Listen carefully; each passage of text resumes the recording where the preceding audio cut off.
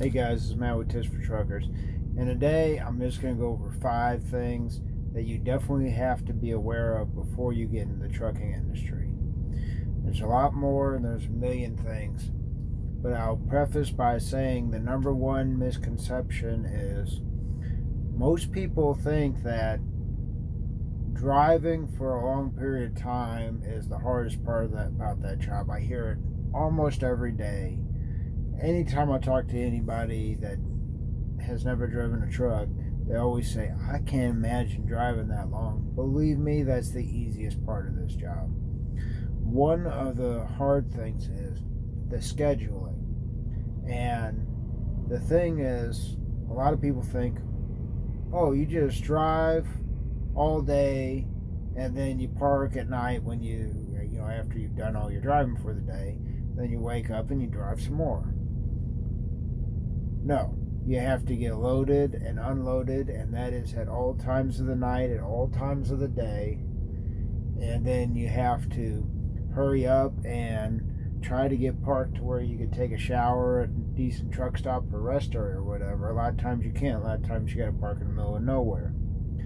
So the number one thing I'd have to say is the scheduling, just in general. It's horrible. You'll be loading for 3-4 hours, and then they expect you to drive, after not getting any sleep or whatever, or tarping all day and all that stuff. Sometimes you won't feel like driving and you have to do it anyway. It's not just you drive whenever you feel like it, it's when you drive whenever you can, really. I mean, we don't drive exorbitant amounts of time where it's just completely unsafe. It's the rules keep us to where we drive just normal amount, very manageable amount. But the thing is, just when you drive is kind of sucks, because sometimes you'll be sleeping all day and driving all night, and sometimes you'll sit for 18 hours or so, and then all of a sudden you're driving all day and now you're sleeping at night, and so all in the middle. You're never parking at the same time every night, and that's one of the biggest misconceptions of this job. But speaking of that, goes on to number 2 is you're going to have to get used to sleeping in the middle of nowhere, parking in the middle of nowhere. A lot of times, like I said, you can't stop at a truck stop or a rest area. You're going to have to park on on-ramps. Most of the time I park at the customer that I'm delivering to or picking up, if I can make it there that day. It saves you a lot of time when you do that, and that's what a lot of us truck drivers do. But you're going to have to deal with no restrooms, with no places to eat. You might have to cook in your truck. So you're going to have to deal with sleeping in the middle of nowhere, going to the bathroom in the woods, or outside, or whatever you have to do. And that brings me to the next one. Going everywhere, the weather is going to change like crazy. So yesterday it was 95 degrees. I went to bed, it was about 78 degrees. I said it's going to cool off. I won't run my air conditioner or heat or anything. I'll just sleep like this. It's comfortable. It's going to cool off. Well, I woke up and it was 35 degrees in the truck. And that's what you got to deal with. Some days you'll be going through the desert and it'll be 100 degrees in the day, and then you park at Flagstaff on top of a mountain and it's going to be 20 degrees at night. So you're always going to change clothes. The climate's going to change like crazy, and it's unlike any other job that you ever had. And speaking of the weather, is you're going to be away from home. And I don't think that a lot of people really realize how long truck drivers are away from home. Most guys stay out 2-3 weeks, but there's a lot of drivers that'll stay out here for months and just take a week at home, or even just a couple days. So if you have a family, I'd strongly think about it, because you're going to think you're going to be able to deal with this job with a family, and you probably can, to be honest with you. If you're a father or mother or whatever, you probably won't be able to deal with this job, because being home one day every other week or 2 days every 3 weeks just is not enough for dealing with wife, kids, husband. Husband might be able to be at home alone, but wife usually can't stand being home alone for some reason. But definitely kids. This job is just not for you if you have kids, unless you're really need the money, not just for toys. I mean, if you really need the money, you're in dire straits, and yeah, drive a truck if you have a family. But if you're behind the eight ball, I get it.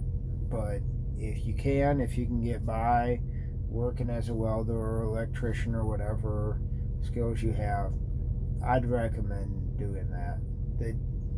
The money is not worth the time away from your family. You can't replace time. You can replace money. Like I said, unless you're in dire straits and having a lot of trouble, which is absolutely understandable. You got to do what you got to do for your family, but time cannot be replaced. So yeah, definitely think about it if you have a family. And the last thing I wanted to touch on is everything is your fault when you drive a truck. And by that I mean not just the obvious things, like the cops will blame everything on you. If you have an accident, they're going to give you a ticket. That's just the plain and simple. Whether it's your fault or not, dash cam, even if it's, obvious it wasn't their fault, they look at truckers and they'll say, oh, this guy's out of town, he's probably not going to show up for court, he's just going to pay the fine. Or we got to blame this on somebody, blame it on the truck driver. But it's not just that. Most dispatchers will blame everything on you. Your company will try, most companies, not my company, but most companies will try and find everything to be the driver's fault.